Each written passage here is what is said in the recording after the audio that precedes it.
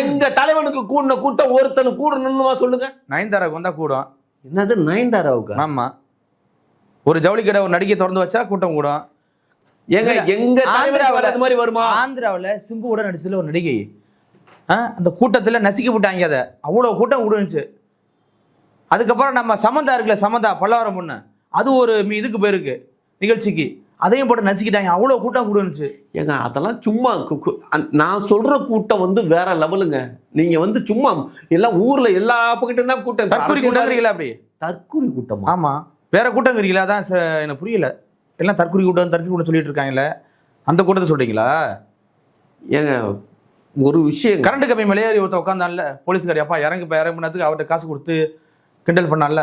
ஏங்க அதுவும் பார்த்தீங்களா, உங்களோட எல்லா பார்வைகள் எல்லாமே தப்பா இருக்கு. அதெல்லாம் எதிர்கட்சியோட சதி. அதுவும் டிஎம்கே காரங்க பர்டிகுலரா ஏறி உட்கார வச்சு கேள்றா முத்தம் கேட்க வச்சாங்க. தெரியுமா தெரியாதா? திமுக ஒரு வேலை இல்லையா? நீங்க கரண்ட் கம்பியில் ஏறி முத்தம் கேளு, அப்பதான் விஜய் கொடுப்பாரு. திமுக வேற வேலை இல்லையாங்க? பொங்கலுக்கு 3000 கொடுத்து மக்களை என்ஜாய் பண்ணிட்டு இருக்காங்க. நீங்க நடனா கரண்ட் கம்பி ஏறி விஜயை தொந்தரவு பண்ண சொல்றீங்க. என்ன அது?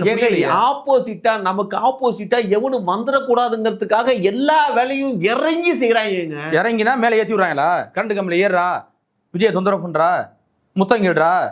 ஏங்க ஒரு விஷயங்க, ஒரு ஆம்பளை பையன் அவன் ஏறிக்கிட்டு விஜய் ஒரு ஆம்பளை அவர்கிட்ட முத்தம் கொடுங்கன்னு கேட்கறதுல எந்த விதத்துல தப்பு தானுங்க? பேசிக்கே தப்பு தானுங்க.